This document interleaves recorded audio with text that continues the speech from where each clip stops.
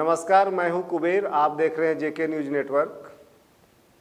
आज मैं जेके crime file में एक सच्ची घटना सुनाता हूं।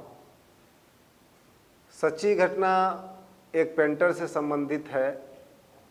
एक ऐसा पेंटर जिसने कोई गुनाह किया ही नहीं था, जो उस चीज़ का आरोपी ही नहीं था, फिर भी हमारी रांची पुलिस इतनी मेहरबान होती है कि किसी के भी आरोप लगा देने पर, एक प्राथमिकी दर्ज करने पर उसकी छानबीन किए बगैर आरोपी को जेल भेज दो। यह वाकया 2002-2003 की है। एक बार मैं बिरसा मुंडा केंद्रीय कारागार गया तो मैंने देखा कि जेल के अंदर बहुत सारे आकृति बनी हुई है, वहाँ बहुत सारे पेंटिंग्स दीवार पर किए गए हैं। तो मैंने जेलर से पूछा कि भाई ये बताएं कि ये पेंटिंग किनके द्वारा बनाया गया है और वो कहाँ से आए थे जो इतनी सुंदर पेंटिंग बनाई है। जेलर साहब मंद मंद थोड़ा सा मुस्कुराए, फिर उन्होंने कहा कि हमारे ही जेल का एक बंदी है जो बलात्कार के जुर्म में जेल में आया है, उसी के द्वारा ये कृति स्थापित की गई है। मुझे उस शख्स से मिलने की इच्छा हुई।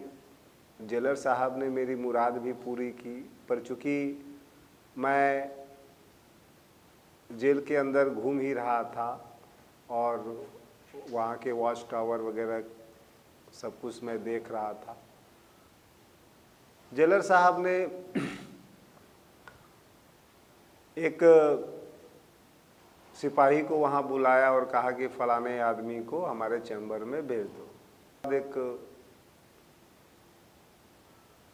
लंबा पतला सा लड़का मेरी आंखों के सामने था। हालांकि मैंने उम्मीद लगाई थी कि हो सकता है वह कोई अधेड़ व्यक्ति हो, पर ऐसा नहीं था।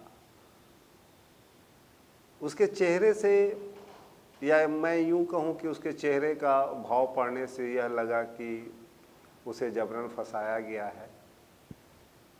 हालांकि वह किसी भी अधिकारी के सामने कुछ बोलने से कतरा रहा था, तो मैंने एक सुरक्षित स्थान की तलाश की और उस स्थान पे जाकर के उसे आश्वस्त किया कि घबराओ नहीं, मैं तुम्हारी मदद करूंगा और जितनी मदद हो सके मैं करने के लिए इच्छुक हूँ। सो अपनी पूरी कहानी तुम हमें बता दो। उसने अपनी कहानी बताई और कहानी सुनने के बाद मुझको यह लगा कि नहीं, सच में यह लड़का निर्दोष है और मुझको अपनी लेखनी के माध्यम से इसको निकालना है और मैंने उसे आश्वासन देकर, या यूं कहें कि आश्वस्त कर, जेल से बाहर आ गया।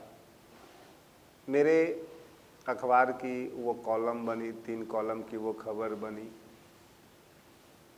बलात्कार के जुर्म में बंद है जेल में पेंटर। शायद इसी प्रकार की कुछ हेडिंग हो रही होगी।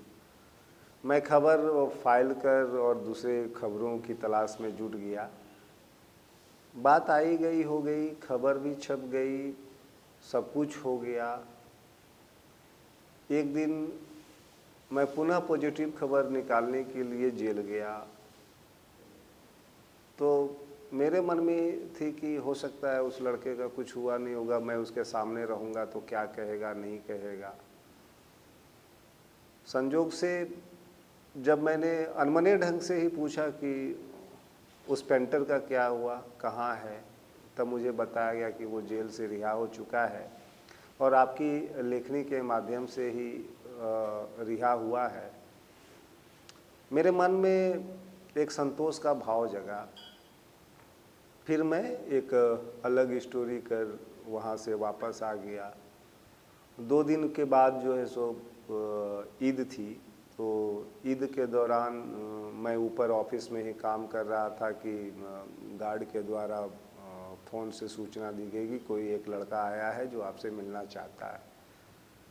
जब मैं नीचे आया तो पता चला कि वह वही लड़का है जो मुझको जेल में मिला था। लेकिन जेल से, या मैं ये कहूँ कि जब मैं उसे जेल में मिला था तो उसके चेहरे के भाव, और यहाँ जब वह हमसे मिलने आया था तो उसके चेहरे के भाव में ज़मीन और आसमान का अंतर था। उस लड़के ने कहा कि आपको, पहले तो उसने मुझे ईद मुबारक दी और कहा कि अल्लाह आपको सही सलामत रखे। हम बोले यार छोड़ो, अल्लाह तो सही सलामत रखते ही हैं, ईश्वर भी तुम्हें सही सलामत रखे।